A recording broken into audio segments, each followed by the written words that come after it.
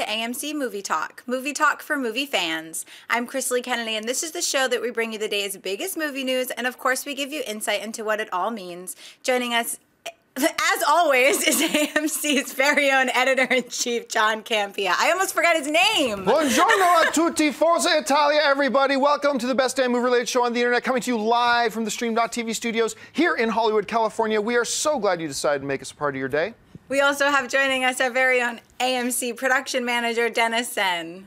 Hey guys, I've been celebrating the Kings' double overtime victory since last Friday. Yeah, I went to the rally and parade, and I've been celebrating. I'm going to be celebrating through the weekend because I'm going to celebrate my birthday. See, you actually, this is not vitamin water in this thing here. He's still celebrating. And we also have the director of the upcoming film, The Death of Superman Lives. What happened? Mr. John Schnepp. Yeah, I was just congratulating Dennis on the soccer team, their victory, because I'm into bands, so, you know. Hey, I should point this out, because some people might be a little bit confused right now. A lot of you might be saying, John, what happened? That's not your regular laptop that's sitting in front of you. So yesterday, let me get this off the chest. Yesterday we have special guest Scott Mans from Access Hollywood in here. Dude shows up late. He shows up drunk out of his mind. He starts hitting on and acting very inappropriately towards Ashimova. And then in his drunken stupor, he throws a thing of water. I'm just kidding. He did not show up drunk. He did not act inappropriately. He's a really, really good guy. We can't wait to have him back on the show. But in an accident on the table, I don't know if you guys noticed watching the show, he knocked my water over onto my MacBook Air, and it's dead. It's completely dead. Right, they have it on the show. Sending you a bill, Access Hollywood. All right. Oh, that one hurts. All right, guys, ever since The Avengers came out in 2012, film fans have been practically pleading with Marvel for another solo Hulk film, but the studio has seemed unwilling to consider the idea. However, in a recent interview, Avengers co-star Mark Ruffalo suggested Marvel may now be considering the idea. Ruffalo said the following: "I think they are, for the first time, entertaining the idea of it. When we did The Avengers, it was basically no, and now there is some consideration for it. But there's still nothing definitive, not even a skeletal version of what it would be. I look forward to going down that road if we could crack that nut. I think the Banner Hulk storyline is obviously not easy, a tough nut to crack." John, could Marvel actually make another Hulk movie? It's possible. I mean, I'm one of these guys, my mind's kind of going back and forth. After the Avengers, it was like, give me a damn Hulk movie!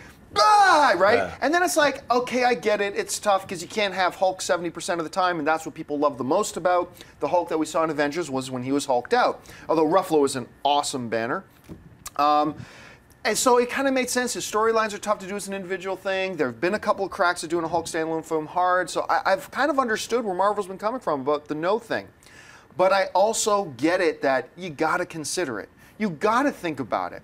Because you have now the demand for Marvel product on screen is now so big, you're going to have to fill these slots. Hulk is a pretty safe choice as far as you're going to get big opening weekend box office no matter what. So I believe they are talking about this. Now, whether it'll be a World War Hulks type of thing or not, who knows? But it's something you got to look at. Dennis, how do you see this? I think they will, and I hope they do. I know, like, one of the conundrums is having the Hulk on screen at, like, you know, a good portion of the time, but I don't really need that. As long as there's, like, a nice fight with the Hulk in the beginning, in the middle, and have an epic fight at the end. You know, that was the thing with Godzilla, which I did like. The Godzilla stuff in the beginning and the middle, they weren't really fights. They were just teases. Was Godzilla in the beginning? Yeah, exactly. It was Cranston. He was Godzilla. So I don't really need that. And I like the whole, I like the Edward Norton standalone. It's not like those movies were big bombs either. They just didn't do what they expected. Or they hoped. Yeah. Right. I mean, I would think you do, you know, some of that Hulk storyline from the early 90s that Peter David did with the dynamic between Bruce Banner, the Gray Hulk, and the Green Hulk. But I doubt they'll do that because I think a casual audience would get confused by the Gray Hulk. Well, yeah. What was his nickname? Mr. Fix-It? Mr. Fix-It, that was it, yeah. He's like playing in Las Vegas or whatever. I love seeing that image of Ruffalo as the Hulk because you could see Ruffalo in that Hulk. Yo, totally. It's so cool. Yeah, you know what? You mentioning it, like if they did a standalone Hulk movie, I personally would love for them to bring in the composite Hulk or the Red Hulk or a variant Green Hulk, just to bring in some of these other, you know, personalities aside from the leader or the Abomination or any of his other villains. I think that would be kind of a cool way to build up a battle between two Hulks at the end, like War of the Gargantuas or something. Well, I'm glad you brought that up because I think one way that you could go is because remember, at the end of the last Hulk film, and remember, the last Hulk film is part of this continuity. That last Hulk film is a part of canon of this existing Marvel universe, right? They caught Abomination. He ain't dead. Right. He's still around. He's still kicking. We saw the leader starting to have his head expand at the end. Abomination, seriously, even people I talked to who really did not like that last Hulk film, and I did like the Edward Norton Hulk film, they really liked that Abomination fight at the end. I thought that fight at the end was a great fight. I really love that scene where the Hulk rips that car apart, smashes his fist in it, and uses him as gloves and starts beating. Like, that was just a great fight, and he could be a great foil for Hulk. Because I remember after watching Avengers, and I think about it, who does the Hulk fight? Because in Avengers, he just had faceless aliens that he could just rip through like cannon fodder. Punch the giant dragon. Yeah, punch the giant dragon, whatever. So what are you going to have in a Hulk movie that can stand up to him if it's not just another swarming, or maybe a zombie apocalypse? I don't know. Well, we know that like in Avengers 2, we've seen the conceptual art where we've got a giant Hulk buster. So it's basically the Hulk versus Iron Man, when that's going to happen or not. I mean, but that's in the movie. We know that. The Hulkbuster looks huge. It's giant. I cannot wait to see that. That's going to be a badass scene. And you know what the funny thing about that is, too? Since we see Banner and Tony Stark in the movies like really buddy-buddy, I'll bet you almost anything that Banner co-designs that Hulkbuster armor with Tony because, dude, if I lose control... Because my theory about Hulk in the Avengers is this. If Banner gets knocked in the head and he's not in control of his shift, then when he shifts, he's just hulked out. Yeah. But when he is in control and turns into the Hulk, he can control what he does. So I think him and Tony, at some point, he goes to Tony and says, look, if I get hurt or lose my temper or whatever and I'm not in control, we need something to keep me in check because I'm the Hulk. Yeah. The other guy will kill everything. And that would be really cool if he designs that Hulkbuster. Yeah, they Tony. could be just testing the Hulk's power. That could be one of the things. I think the Hulk works great as an accent to the Avengers. He's the only place where you can find the Hulk right now. So, we're doing a standalone Hulk movie. I'm sure they'll do it, but not in the next, I don't think he's going to be part of Phase 3. So yeah, you're probably right. Why not Phase 4? I would love to see a Ruffalo Hulk movie. So. Yeah. All right, what's next? I think so too. Edward Norton was great. I agree. I really liked that film, but I'd love to see Mark Ruffalo in a standalone Hulk film. And if they need someone for him to fight, I will totally. It can be me. I'll totally take him on. I can totally do it. All right, a few weeks ago, it was reported that actor Will Smith had left the upcoming sci-fi film Brilliance, but appears they've found his replacement. Variety claims that Oscar-winning actor Jared Leto is now in talks to take over the lead role in the film, described like this. About 1% of the population have unusual abilities and powers. These people are known as Brilliance. Nick Cooper is among them. A federal agent, Cooper has gifts rendering him exceptional at hunting terrorists. His latest target may be the most dangerous man alive, a brilliant drenched in blood and intent on provoking civil war. But to catch him, Cooper will have to violate everything he believes in and betray his own kind. Dennis, do you like the casting of Leto for this? If this is true, I like it because it's unexpected and it's different for Jared Leto. Even before his break, when he was kind of a musician for several years, all the movies he was doing were very drama heavy. What was it Chapter 27? Wasn't he in Lord of War too? Yeah, Requiem for a Dream. All these things that were very drama heavy. He hasn't taken a role like this before, where he would be the lead in an action sci-fi. Maybe it's a thriller. I don't know, but. It would be nice to see him do this, and maybe there's something more to this script, because the synopsis sounds kind of generic. We've seen this before. Maybe there's something to the script that we haven't seen yet. Well, I mean, the really interesting thing about this for Leto is this.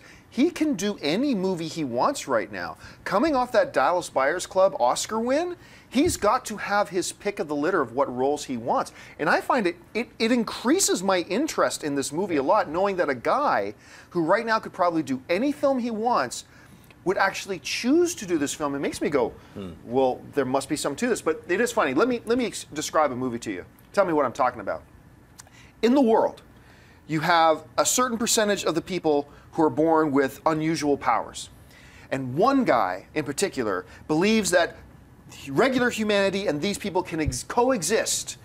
and fights to defend humanity as well. Meanwhile, there's another guy born with powers who believes that civil war between humans and the superpowered ones is inevitable, and he, like, right? Alphas, heroes, X-Men. That movie Push, yeah. A novel by Sapphire. Salted with Divergent. Yeah, salted with a bit of Divergent as well. So, I mean, there's that, but he would pick this? There's got to be something to it, Schnepp. I can say paycheck. That's all I got. I think he saw the, I don't know, is this called Brilliance or Paycheck? Because he does have the pick of the litter. He could be in 6 independent movies and take just pay scale, like actors SAG scale, and then do this to validate, like, oh, I got this big movie. The synopsis to me, I mean, Will Smith dropping out wasn't a surprise to me when I heard that synopsis. You nailed it. It's exactly like a million other movies. What's differentiating this? The villain is drenched in blood. Horrible. Whoever wrote it, it's like, what is going on? Get a better person to write your synopsis about your film. It's so unappealing to me. A gigantic meanie. That's better. Yes. Wow, now I'm interested. Sounds abstract and weird. So, yeah, I mean, Jared Leto replacing Will Smith, it does interest me a little bit more because he's a great actor, but at the same time, actors have done this for, since acting started in movies. They're like, look, one for me, one for you, I'll do these. But even the one for you one, wouldn't he have his choice about big blockbuster thing? Don't you think he could walk up to Marvel or walk up to Warner Brothers or walk up to Sony and say, hey, your big next tentpole project with a big lead, I'm interested. Like, right. I think there'd be a lot of paychecks out there for him, but I think you're right. I think paycheck is certainly a part of this. All right, folks, listen, we've reached that part of the show for buy or sell. Here's how this works. In front of her, Crystal Lee's got a few other items in the world of movie news. She's going to run them down. Then Schnepp, Dennis, and I are simply going to say whether we buy it or sell it. So, Crystal Lee, what do you got? Last night, Nikki Fink reported on her website that Chronicle writer Max Landis has been hired to rework the script for Ghostbusters 3. However, shortly after that report came out, Landis himself went on Twitter and said the following: "Hey guys, it pains me to say this, but I pride myself on being straight up person. Zero truth to the Ghostbusters report. Schnepp, buy or sell that Landis will actually be reworking the Ghostbusters script?" All right, I sell it. I don't think he is writing the Ghostbusters script, but now, because of all this publicity, I think they're going to offer it to him, and he'll start writing it tomorrow.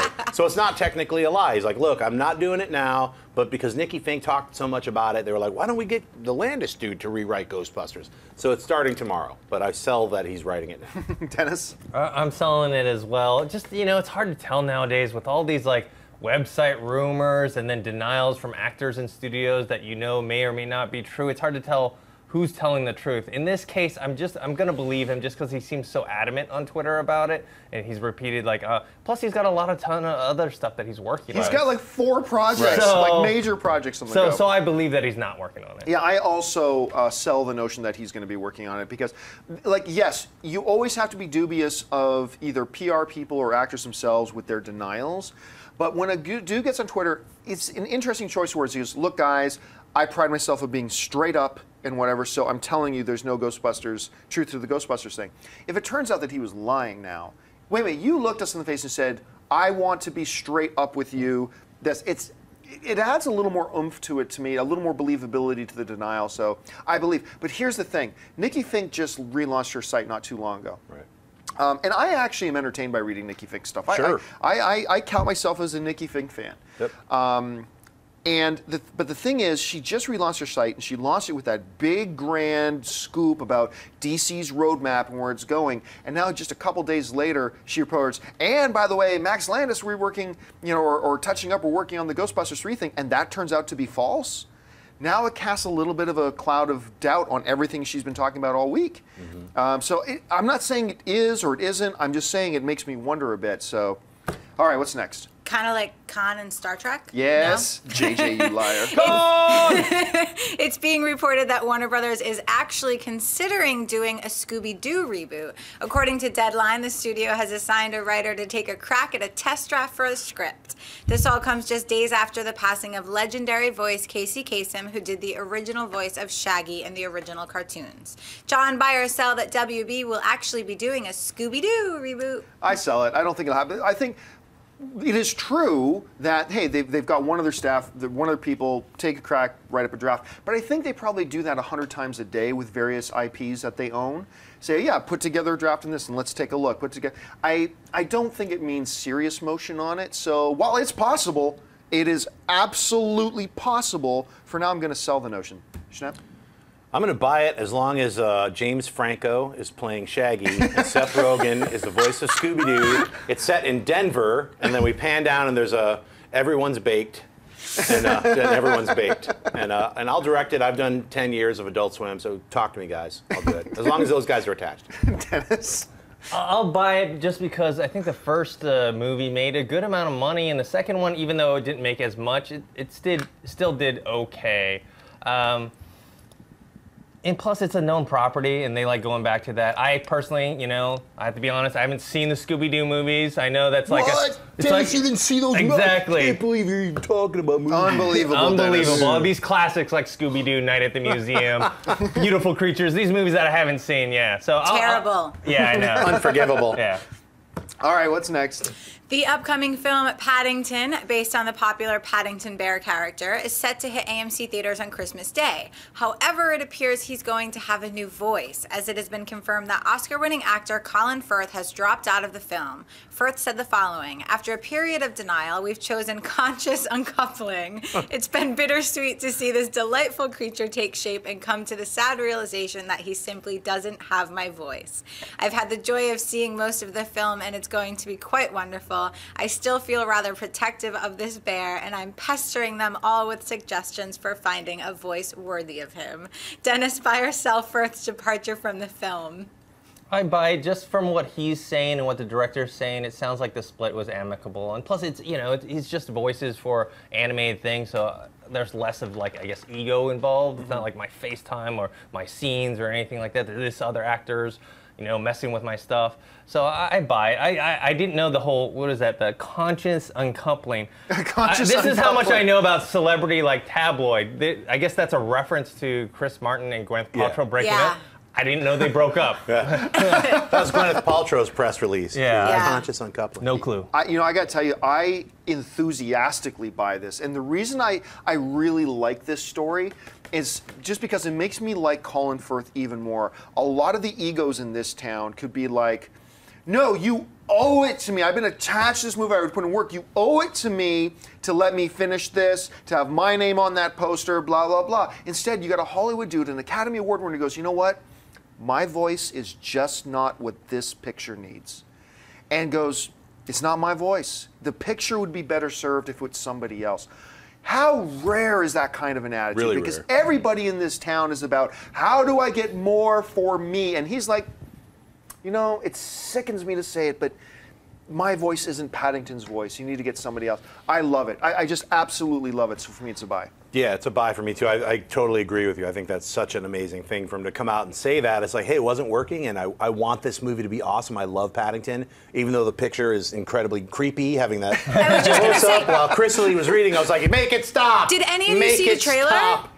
I saw the trailer for 22 Jump Street, on 22 Jump Street. Yeah, the trailer had just come out, and I grew up with Paddington, and it is a little bit creepy, but that's the one thing that me and the 5 people that saw it said was that his voice did not fit at all in the trailer even, so Really? I'm really glad they're doing it. Okay, as long as the whole movie isn't comprised of creepy close-ups of that bear That's staring. just that the whole time. Yeah. The Can't whole promise time. anything. That would be amazing. This is so wrong. You know what this picture reminds me of? On the South Park Game of Thrones episodes, there's this one scene where they're going through the mall and they're looking at like a new inappropriate Tickle Me Elmo doll, and you pull the string, and like Tickle Me Elmo goes, "Can Elmo watch you potty?" So I look at that picture, and that's what I think when I look at that picture. Poor Paddington. Poor Paddington. Cut back to that close-up of the creepy bear eyes. Oh, please. leave him alone. All right, folks, we've reached that part of the show for Mailbag. Listen, if you've got a topic or a question you'd like us to address on the show, you can email us anytime at amcmovietalk@gmail.com. Now, if you guys are watching us live right now, we do the show every day, Monday through Friday, live at 11 a.m. Pacific Standard Time. You can tweet in some live questions right now to @AMC Movie News, and Chrisley's over there. She will decide and pick out a couple of your Twitter questions, and we'll save some time at the end of the show for that. But for right now, it's time for your mailbag questions. So, Chrisley, what's in there?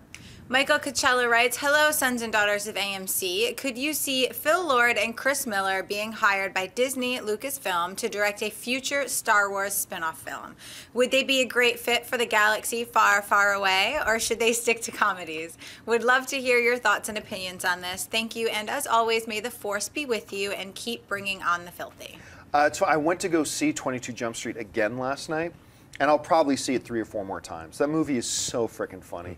But, you know, it just highlights about how good Miller and Lord are. From the original Cloudy with a Chance of Meatballs, which is a much better film than I think it gets credit for.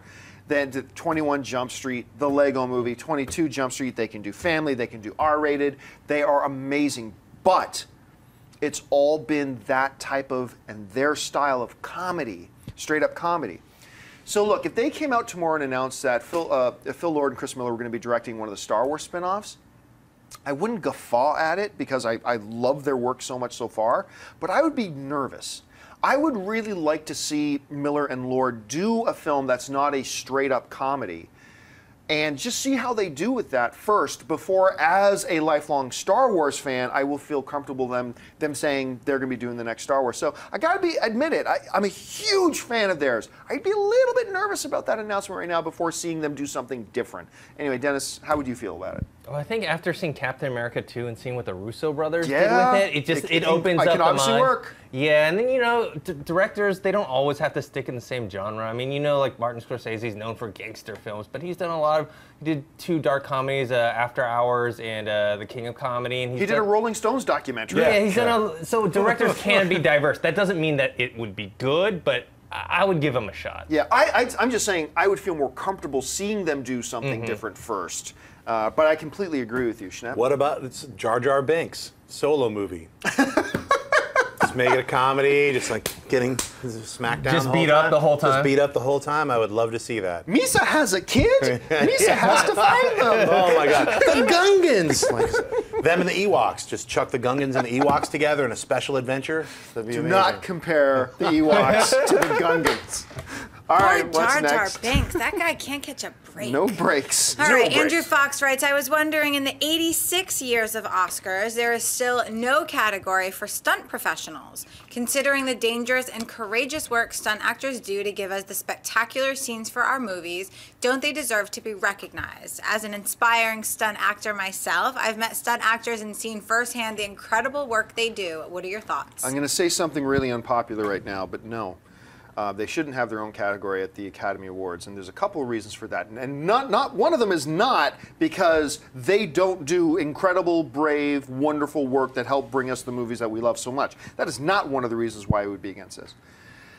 But there's a couple things here. Number one, and this is the way I feel about animated films, too. I mentioned this on the show yesterday. For the best writing category, screenplay, you've got 900 films that year that are all in the boat. When you look at Best Director, 900 films. Best Lead, 900 films. Best Cinematography, Best Costume Design. These are, the categories encompass all films. Then you got Visual Effects. That really limits the amount of films. You got Best Animated Feature. Really limits the amount of films you can have. Not every film has stunt work, but that's just the minor reason. The major reason I wouldn't want as part of the Academy Awards is simply this. How do you judge? Because as an Academy voter, you can sit back and read the script of every movie and then, decide which movie deserves best screenplay. You can see the performance of the actor. You can see the work of the visual effects guys. With the stunt people, you don't really know what's going into that stunt at all unless you have the entire Academy there on set as they do it. You just don't know. There's no way to vote that. Right. Now, what I would be cool with, and I think this would be an interesting move, you know how they have the main Academy Awards, but like 2 or 3 nights before the Academy Awards, they have the special dinner where they give out a lot of the technical awards? Sure. If they once a year honored a stunt professional in that industry, saying this year's whatever award goes to whatever as a like way, a lifetime. Yeah, something like that, or just acknowledging their body of work, whatever. Just something even symbolic to acknowledge that trade. I'd be all for that, but not making it a category at the Oscars. Anyway, how do you guys see this? Well, for me, it's how hard it is to judge. I mean, I think they deserve you know, recognition, recognition and possibly a category, but it's impossible because even if, let's say, you have behind-the-scenes footage, let's say, of every single movie that has stunts in it, how do you judge it? Because all about the stunts is about the magic of movie making, which is you're trying to hide what you're doing. It's you don't even know it's there. I think to take it a step further, have the Association of Stuntmen vote. And then they would bring about like a Lifetime Achievement Award to the Academy. In association with the Academy. That's the only way to do it, because you have to have your peers judge you, and it's an invisible. To not know what a stunt is an achievement. Oh, I didn't even know that's a seamless thing. It's a seamless effect. I would say though, not about stunts, but I think casting directors deserve their Oscar. It's time to make a nomination for those people. Those are the people who actually decide Jared Leto is going to be in Brilliance. They're the people who. Basically, the directors and the producers come and get the cast together by casting directors. And that's just an unnoted thing right now. I'd love to see that happen. That's a difficult one, too, though, because remember, we had James Gunn and Kevin Feige in here the other day, and Chris Pratt was here. And Gunn was talking about how they got Chris Pratt, and really, ultimately, that was a situation where the casting director did not pick the actor. It's the director who picks them. But that's really rare, though. I mean, that's those situations that you hear about. That's one of those rare things where he's like, well, he was hesitant about it, and then he finally came in and he nailed it. Those are the one in a million. Most of the time, it's like you have all these people come in. The casting director's like, it's these three people. They call all the talent, or sometimes they're just like that's your guy. The ability to read a script and then go to really visualize what we need in an actor to be this, you're right, is a very rare gift. I think it's time. I've seen a few documentaries that are online right now that just changed my mind about it. So. All right, folks, well, listen, I said we leave a few minutes at the end of the show for your live Twitter questions, and we're going to do that right now. You might have time to sneak in a question or two. Tweet us at AMC Movie News right now. Chris Lee is the gatekeeper. So, Chris Lee, what is on the Twitter stream? Rashad wants to know who you think was the better Disney villain, Charlize Theron in Snow White or Angelina Jolie in Maleficent. He's Team Angelina, by the way. Wow. That's a tough one. Tough. I am ever so slightly going to give the edge to Charlize. Ever so slightly, though. I mean, Angelina was great in Maleficent, but the reason I'm going to give the edge to her performance in Snow White is because I thought it overall was a poorer movie. And when you're able to really stand out that much more in a poor movie, I just give her the slight edge, but there's no wrong answer to this, I don't think. Dennis, how would you vote it? I mean, I like Maleficent better as a movie. Me too. But the problem is, this is why I'm voting for Charlize, is Charlize was actually playing a villain, where Angelina Jolie was not. A misunderstood hero. Yes. Yeah. Right. I'm going to go with Maleficent, simply because you almost said Maleficent, too. I know. It's so you give hard me a hard to. time for that all the time. No, I know. I'm always correcting people. It's Maleficent, but it's so hard to not say it right. I'll go with that because I thought Angelina that was the way the script was written. It was like a villain turning into a hero, or a hero turning into a villain, turning back to a hero. I don't mind the transformation, and since that's the question, is either her or Charlize. I thought Charlize was amazing in that film, but I hated that movie. I thought it was a horrible film, except for her performance. Yeah, she was great. She made it watchable. Yeah, she made it totally watchable. I was like, please bring her back. Oh, it's the huntsman and the other girl walking around in the snow. I'm sleeping. I'm sleeping. Yeah, I felt Sleeping Beauty is what they should have called it, and just cuts of me for 2 hours. All right, what's next? Michael Kalan wants to know if you've heard any news on Clerks 3. Thanks and keep up the good work. Well, Kevin Smith right now is working on that Tusk movie, right? With Justin Long. Actually, it's a pretty interesting cast he's got together for that. I'm sure once that's done, they'll move ahead. I just know that he's doing it. That's all. And a little side note. Oddly enough, in my top 10 all-time favorite comedies, I put a list of this a while ago. It is Clerks 2, even more than Clerks 1. For whatever reason, Clerks 2 is a very special film to me. It was raunchy, funny. But it was speaking to a lot of issues that I remember when I saw it, too, that spoke to me with where I was in my life. The idea about where do you put friendships? Like, hey, I got this amazing opportunity for a job in another state. Is that worth leaving your friends for? Not your wife, not your mother, but your friends. And, it was just coming of age. Well, not just coming of age, coming into middle age issues. To me, it was very, very smart and very, very fun. I love that movie, so I'm really looking forward to Clerks 3. Have you guys heard anything about it? No, I think he's probably saving it for last when he retires. He keeps getting more and more movies. He's doing besides the Tusk, he's doing that Krampus movie. The Anti-Claus. Yeah, that's right, the Anti-Claus. Which sounds really good. Yeah, it's going to be great. And he's going to do the Anti-Claus next, and I'm sure he's going to do another film even before Clerks 3. But he's got everybody lined up. He's got all the whole old cast is back in it. So I know that they're going to do it. It's just everyone's just waiting for him to clear his schedule to make it happen. So it's going to happen, and I'm sure it won't be a very long shoot, a month at most. Yeah. The script's written, everyone's ready to do it. So and whenever he does it, they'll have it cut and done in a month. So I mean, we won't have to wait that long. I personally love Clerks better than most people do. And I love the one that's always like made fun of is the Mallrats. I actually like I Mallrats. love too. Mallrats. Okay, I'm just Mallrats saying. a lot. We haven't talked about this, but I love Mallrats. That was So Ben Affleck was in it before he was famous. Exactly. He played that got, douchebag. Yeah, that's got so many amazing lines, amazing scenes. Michael Rooker's in Let's it. move on, guys. Michael We're going to try to Rooker. get through a few more here. Let's rapid fire through a few more Natalia wants to know what your favorite Star Wars film is. here. Return of the Jedi. Empire Strikes Back. Empire. What's next? Woo! Sam Curtis wants to know what movie fueled your nightmares as a kid. Mine was Dark Crystal. Not mine. Sam's was. I love The Dark Crystal. To me, honestly, as a kid, there's two. One was, to me, still the most terrifying movie I have a hard time sitting through is The American Werewolf in London. That movie just freaks the hell out of me. But honestly, the one that gives me nightmares as a child was Jaws. Nice. Yeah, Jaws just, I couldn't sleep at nights. Anyway, what about you guys? I thought the Wicked Witch in Oz was pretty scary. Yeah.